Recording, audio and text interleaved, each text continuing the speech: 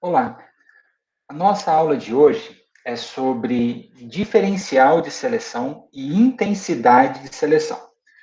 São dois parâmetros muito importantes em qualquer programa de melhoramento genético, porque eles estão extremamente associados com os ganhos genéticos ao longo das gerações.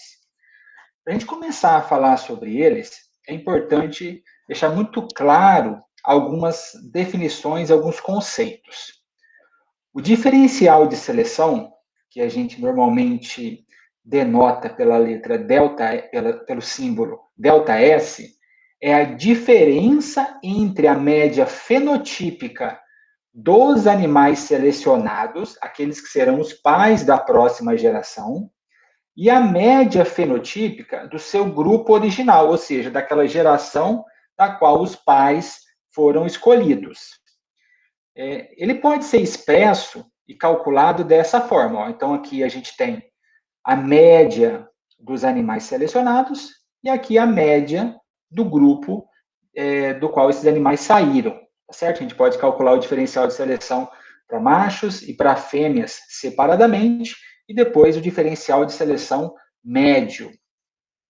É importante a gente entender que da forma como foi colocado aqui, o diferencial de seleção, ele é expresso na mesma unidade da característica que a gente está falando. Então, se nós estamos trabalhando com uma característica mensurada em gramas, o diferencial de seleção é em gramas. Se a característica for medida em centímetros, o diferencial de seleção também está nessa unidade, e assim por diante. Ele depende, basicamente, de duas coisas. Primeiro, do percentual de indivíduos que serão selecionados e da variabilidade da característica em questão. Quanto mais variáveis, quanto mais variação a gente tiver para uma característica, maior é a possibilidade, é possível ter diferenciais de seleção maiores.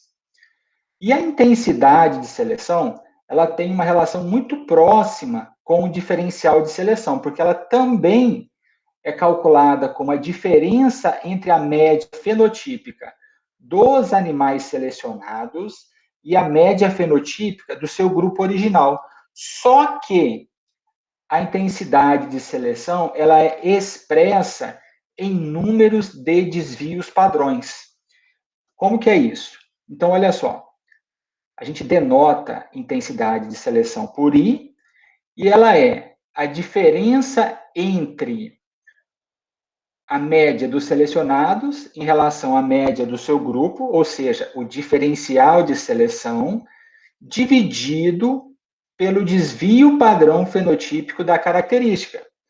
Tá certo?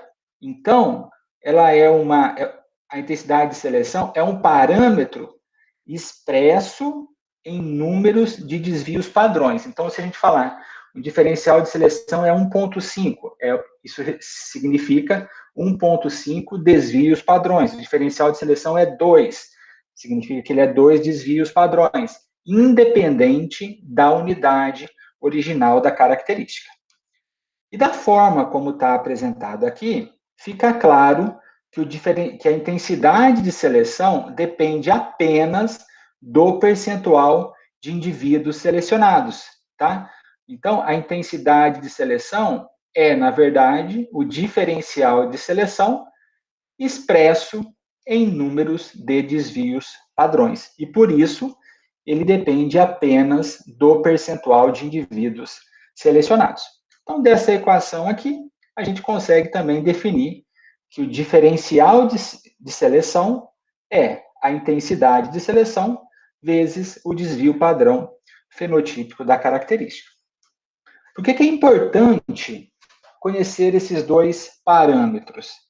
Bom, ambos são componentes do ganho genético, então, se a gente apresentar a equação mais importante que nós temos no melhoramento animal, ela pode ser expressa como que é o ganho genético por ano ou por qualquer outra unidade de tempo, ela é o diferencial de seleção multiplicado pela heredabilidade dividido pelo intervalo de gerações. Ou, substituindo os componentes do diferencial de seleção, o ganho genético por ano é uma função da intensidade de seleção, do desvio padrão fenotípico, da herdabilidade e do intervalo de gerações. Quanto maiores forem diferencial de seleção e intensidade de seleção, maior é o ganho genético. Então, como melhoristas, é fundamental desenvolver estratégias para aumentar esses dois parâmetros nos programas de melhoramento. E a gente vai ver um pouquinho disso no final da aula de hoje. E tem basicamente duas formas para calcular diferencial de seleção e intensidade de seleção. Uma delas é uma forma mais fácil da gente visualizar e interpretar esses parâmetros. É diretamente a partir dos dados. Para a gente fazer isso, a gente precisa ter os fenótipos dos candidatos à seleção e também saber o número de animais que serão selecionados para serem os pais da próxima geração. E uma segunda forma, que normalmente é até mais usada, principalmente em exercícios teóricos, é a partir da tabela de distribuição normal, padronizada. Nesse caso, a gente só precisa de algumas estatísticas descritivas da geração dos candidatos, média e desvio padrão, e também do percentual de animais que serão selecionados. A gente vai fazer o cálculo usando essas duas formas para ficar bem claro para vocês e para que vocês não tenham dúvidas sobre o cálculo e a interpretação desses parâmetros. Bom, eu simulei uma base de dados aqui com 100 indivíduos, tá? Uma amostra aleatória, com média 100,77 e desvio padrão 8,46. Para essa situação, não importa o sexo desses indivíduos. Vamos pensar que a gente está trabalhando com 100 candidatos à seleção, e desses 100, nós vamos escolher os 10 melhores. E, nesse caso, são aqueles que têm os maiores valores fenotípicos. Para a gente dar o primeiro passo, a primeira coisa que a gente faz é organizar o banco de dados em ordem decrescente, no sentido de colocar aqueles indivíduos mais favoráveis no início da tabela, até chegar nos indivíduos menos favoráveis. Então, é bem intuitivo, tá? Se a gente quer selecionar os 10% melhores, numa base de dados com 100 candidatos, 10% equivalem aos 10 primeiros indivíduos, que estão aqui, ó, tá certo? O indivíduo 25, 58, 36, 61, assim por diante, e aqui são os fenótipos desses indivíduos. É um fenótipo qualquer, não nos interessa entrar em detalhes a respeito disso. Bom, calculando a média dos fenótipos desses indivíduos selecionados, a gente chega no valor 115,1. Então, a gente já consegue, de imediato, calcular o diferencial de seleção. É a média do grupo selecionado menos a média do grupo original. E, nesse caso, o valor foi de 14,33.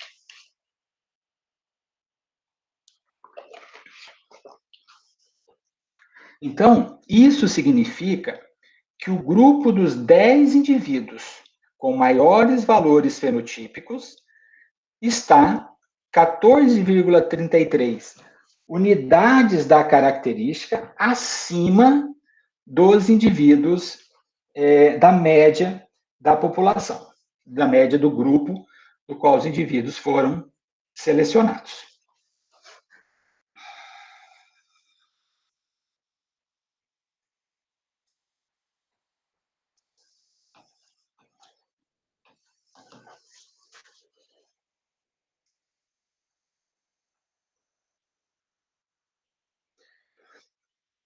Então, vamos lá. E agora, como nós já sabemos que o diferencial de seleção também pode ser expresso pela multiplicação da intensidade de seleção pelo desvio padrão, nós podemos calcular a intensidade de seleção dividindo o diferencial de seleção pelo desvio.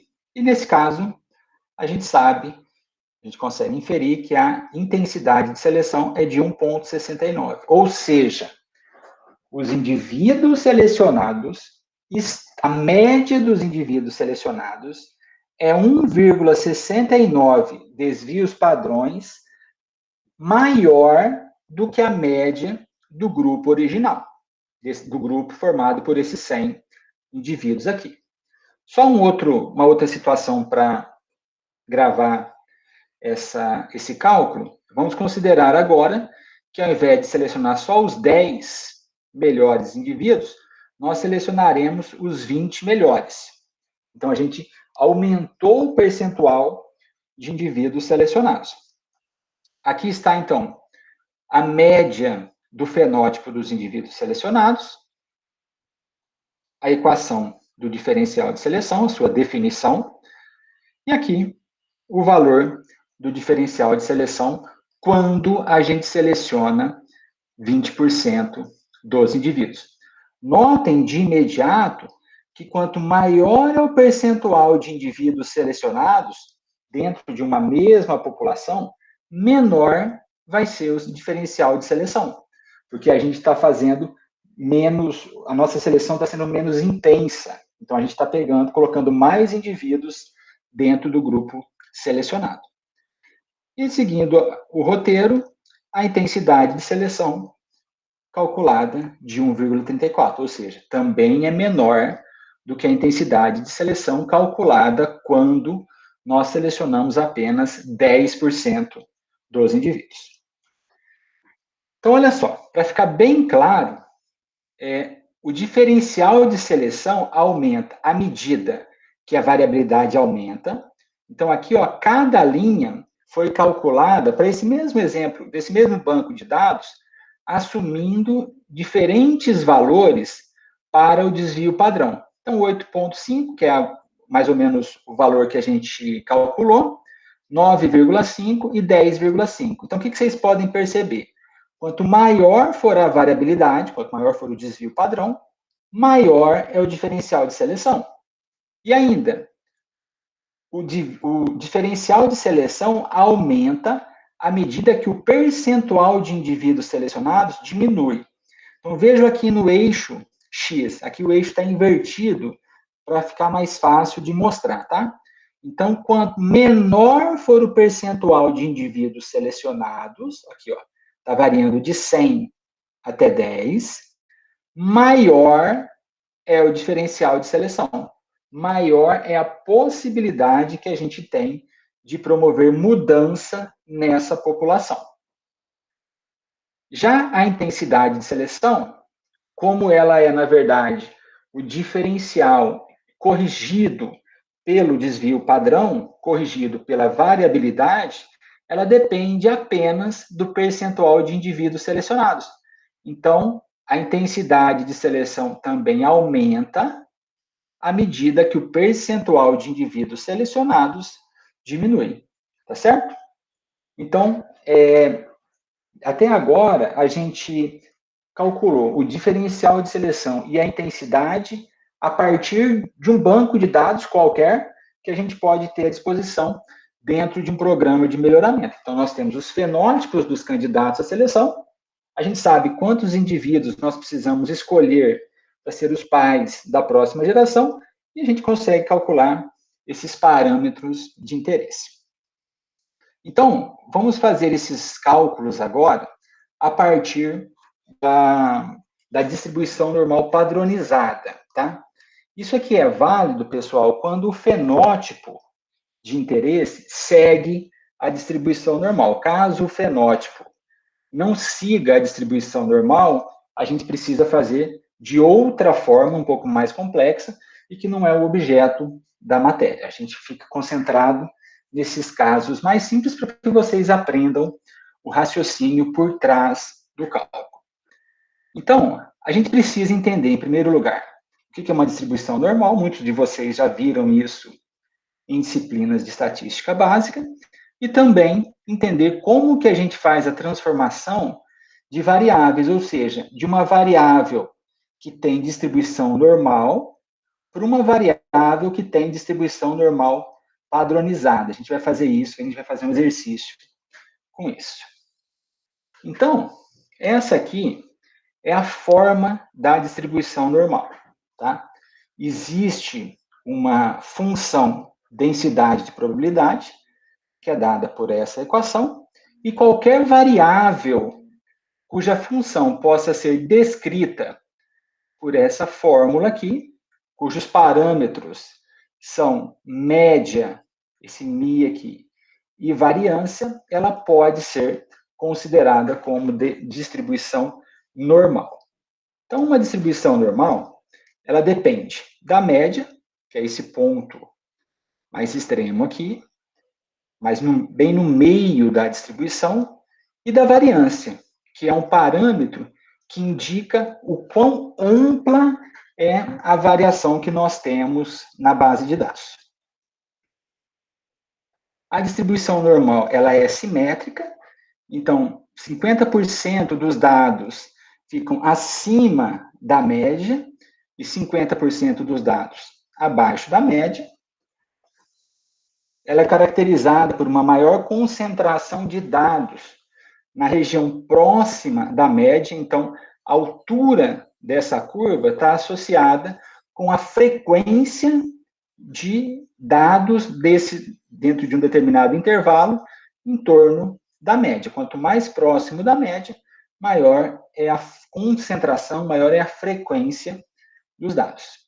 E menores concentrações de dados nas extremidades. Então, é muito menos frequente obter dados extremos, tanto acima da média quanto abaixo da média. Conhecendo essas funções, densidades de probabilidade, tanto da distribuição normal quanto de outras distribuições, a gente consegue, por meio da integral dessas funções, calcular, por exemplo, o percentual de dados, de registros, que vão estar dentro de um determinado intervalo.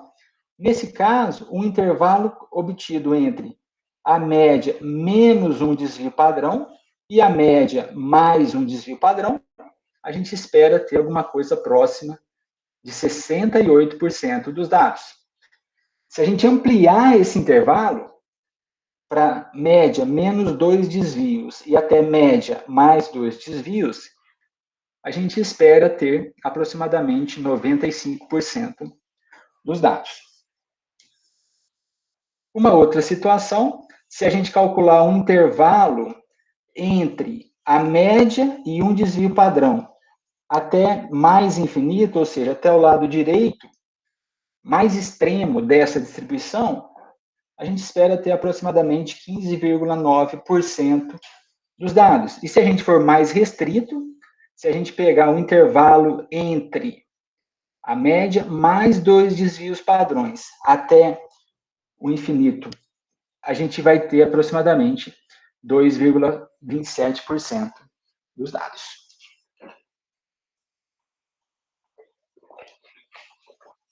Então, esses valores, eles podem ser calculados a partir do conhecimento da função densidade de probabilidade daquela variável. Quando a gente transforma uma variável normal para uma variável normal na escala padronizada, a gente mantém as propriedades da distribuição e a gente ainda tem algumas facilidades para obter estatísticas de interesse sem a necessidade de ficar calculando integrais que são bastante complexas, certo? Então, a gente consegue obter diretamente intensidade de seleção, diferencial de seleção e o ponto de truncamento simplesmente a partir do conhecimento de uma determinada probabilidade, um determinado percentual de indivíduos que serão selecionados.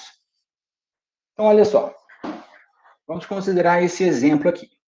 A gente tem uma distribuição normal na escala original, estão vendo os valores aqui, e a gente tem uma determinada região que identifica, ou na qual estão os indivíduos que serão selecionados.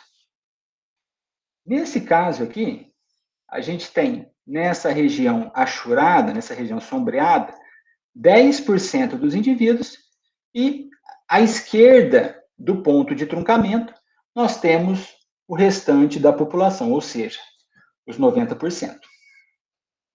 A gente pode, então, obter a intensidade de seleção. Então, para calcular essa intensidade de seleção, é necessário conhecer a média fenotípica dos selecionados e a média do grupo original. A gente pode, então, calcular também o diferencial de seleção, dado por essa equação, e também o ponto de truncamento, que é o valor mínimo para que um indivíduo possa fazer parte do grupo selecionado. Então, olha só, se esse ponto aqui delimita o grupo selecionado do grupo que não vai ser selecionado, eu posso definir, então, qual que é o valor mínimo que o indivíduo vai ter para que ele faça parte do grupo selecionado. Então, com a transformação de variáveis, a gente vai passar para uma variável, né, x, cuja média é mi, qualquer valor, e desvio padrão, sigma, tá certo? Para uma outra variável, que eu vou denotar aqui xp só para marcar que ela está padronizada, com média 0 e desvio padrão 1. Olha só, já não são mais quaisquer valores, tá certo? Então, para cada valor de x, então se eu tenho 100 valores de x, eu vou ter os 100 valores equivalentes de xp. E como que eles são calculados?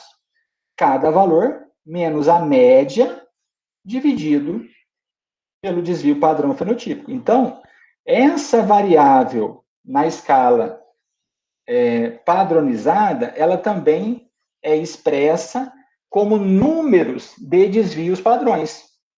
E aí pode ficar um pouco mais fácil da gente entender. Então, olha só.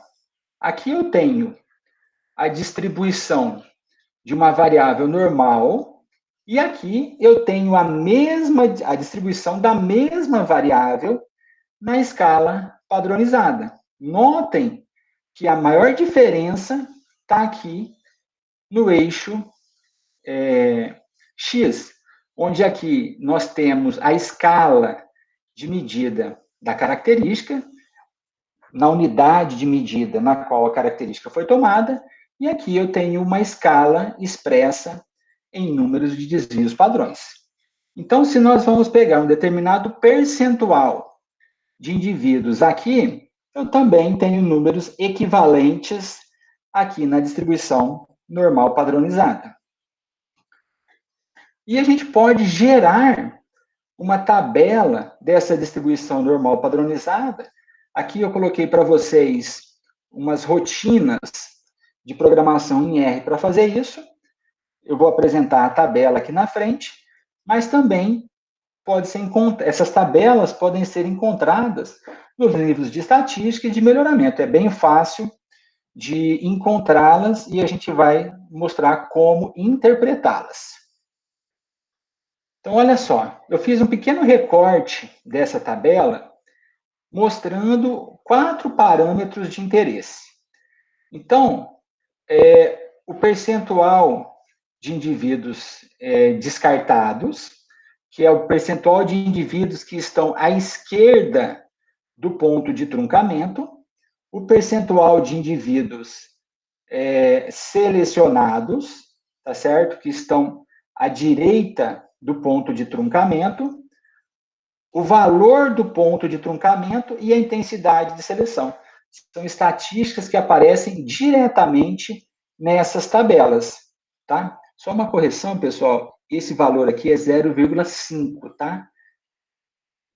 Então, tá. Para o nosso exemplo, onde nós fizemos a proposta de descartar 90% dos indivíduos e selecionar 10%, então nós temos essa linha aqui, ó, descarte de 90% e seleção de 10%. O ponto de truncamento, que é o valor que separa o grupo dos selecionados do grupo descartados, é 1.28155 desvios padrões.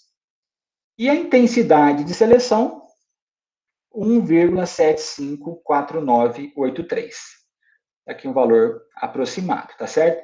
Então, a intensidade de seleção é a média desses indivíduos que encontram-se nesse ponto aqui, nessa região sombreada, tá certo? Olha só, o valor mínimo para fazer parte dos 10% é 1,28 e a média de todos aqueles que estarão aqui é de 1,755. Vamos aplicar esse modelo, essa forma de cálculo a partir da tabela, daqueles dados que nós usamos no primeiro exemplo. Então, a gente tem aqui as estatísticas populacionais, a média e o desvio padrão da população, o percentual de selecionados, que nós escolhemos 10%, com base naquela tabela anterior, a intensidade de seleção é 1,755, o ponto de truncamento 1,28 e o diferencial de seleção, que é a intensidade de seleção vezes o desvio. Olha aqui, a intensidade de seleção vezes o desvio, 14,84. Muito próximo do valor de 14,33 que nós calculamos diretamente com os dados.